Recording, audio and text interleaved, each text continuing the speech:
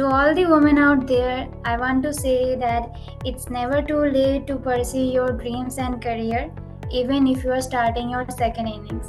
Hi, I am Ayasha Kumari Mandal, and my journey has taken me from the serene streets of Guwahati, Assam, to the bustling city of Navi Mumbai. Currently, I am pursuing an apprenticeship as an engineer technical support level 1 V3. What truly appealed to me about this course and platform was the unique combination of watching lectures and having hands on lab practice.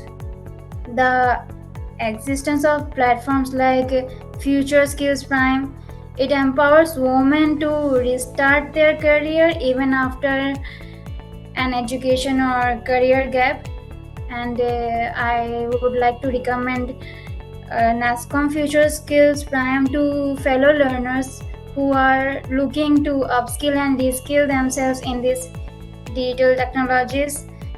And the course I have enrolled is RH124 Red Hat System Administration, which has equipped me with proficiency in file manipulation commands and basic Linux user commands.